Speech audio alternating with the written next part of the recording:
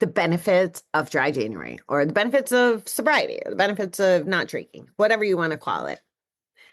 The top ones that people talk about are sleep. I sleep better. I have lost weight. Maybe those are true. Maybe your blood work looks better. Maybe it doesn't instantly. I'm going to go back to the principle of this is about ourselves, our individual experiences. I chatted a little with you about this yesterday, but this is really important to think about. Your energy level may or may not go up. Your body, alcohol is poison, right? So we're putting it in our body, and our body does whatever it does based on how our body chemistry works. So maybe you sleep better a week in, the first night, 30 days in, 60 days in. Have you heard of 75 hard? So the reason I think Andy made it 75 days was because it's kind of like a little bit more of a baseline. Like you do something for 75 days and then you can like analyze the results, reflect and try to understand. So it's a good stretch. I'm not telling you you have to do 75 days without alcohol. I'm not telling you you have to do 31. I'm telling you that if you want the truth about your own body, and it is really about your own body, your own mind, your own life, then maybe give it some time. If you want to explore and you want to understand. The other thing I wanted to chat about is losing weight. Let's talk about losing weight. I did not lose weight when I first quit drinking. And here's why. I traded drinking for sugar. I love sweets. I actually think we should be able to eat dessert first. It's something that makes me happy.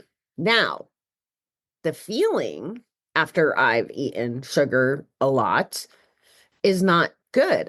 The feeling when I step on the scale and I'm back in the 70s instead of the 60s, or noticing the roller coaster of how I'm feeling, how my body's feeling and reacting, which is interesting because if I was drinking, I wouldn't notice all that. Like I didn't even notice being hungover when I was drinking because I'd get up and do Zumba and just I'm a I'm a functional. I was a functional. It's such a funny term, right? Like, but I did the functions. I could see now all the areas of my life I was not functioning in, being present, being authentic, being aware, being genuinely happy and lit up to show up every day. So, sure, I was functioning, but what I want to drive home, even if you do switch from getting rid of the alcohol to adding sugar. I'm not encouraging that, by the way. Give yourself grace. Like the sugar will fall away when it falls away. I wasn't to my lowest weight in this 70-pound swing until this last year opening the store and having access to non-alc drinks, different options, putting the energy on not having my coffee. I drink my coffee with too much cream. It's just the way I like it. But I need to not have coffee. And eventually that slid away to mushroom coffee or to like this brand Moment makes a hot chocolate. It tastes like hot chocolate and cinnamon. It's divine. If I put my pressure on it, here's what happens. Here's the reversed engineer cycle. You ready? I'm going through this with cigarettes and I still need to get them going. I say, I'm going to do this. But I'm not committed, haven't made the full decision. Go a couple hours, go a day, go whatever the thing is. Then I go back to the thing. Then instead of doing like a reset, okay, I had, let's say it's coffee so that none of the spies on the internet get mad at me thinking I'm promoting bad things. But let's say it's coffee. So I don't want to have coffee today. All of a sudden, 11 a.m., I go and I get a coffee. I know the cream is bad for my cholesterol. I said I wanted to do it. I end up having coffee. So what do I do if I allow myself? The brain train goes, oh, well, you already effed it up. What's the difference? You messed up a day. Like, that's why streaks are so impactful for people, because when you're on a streak, it's like feeding your ego. And I work well with streaks. But what's a day? You could reset a day. Like when I was at 9 months sober, that was the turning point. I'm so close to a year. How do I give up 9 months sober? Well, I was on a streak. It motivated me. That's not everybody's motivation. But here's what I don't want to happen. I had the coffee.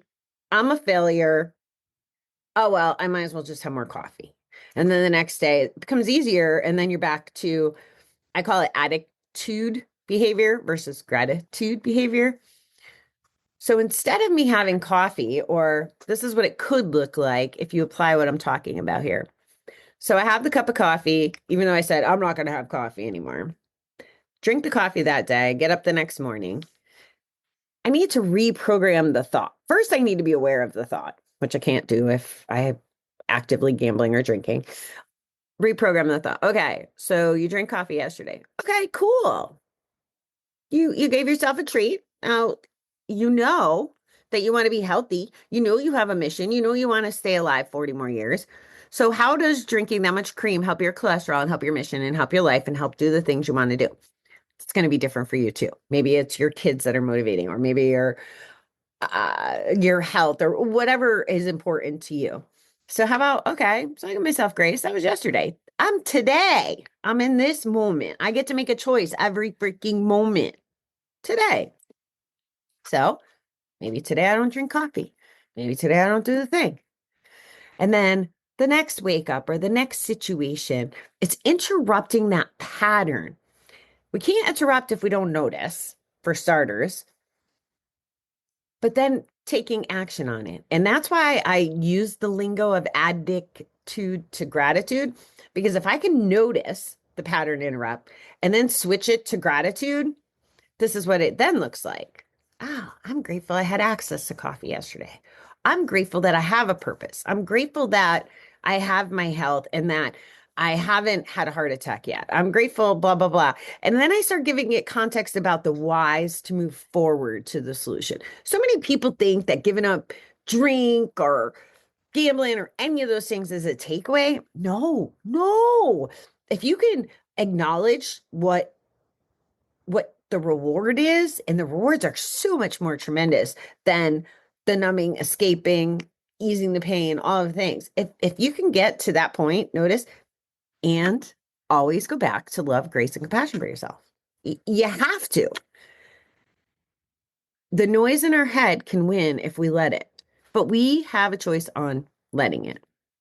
So somebody called it the bully the other night because we were talking about, I was like, I know this stuff. I practice this stuff daily, minutely, sometimes. But when I'm off kilter and I'm off my vibe and I let outside BS in, I'm not so super at staying on the positive cycle. I get my attitude on. And I was sharing this with him, and he says, I call that voice the bully.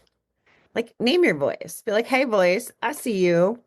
Bully, jerk face, the name of the most rancid ex. I don't know. Whatever works for you. I see you. Thanks for showing up. Thanks for trying to protect me. Thanks for trying to help me get through XYZ. But I got this. I got this. I'm making a choice to get this.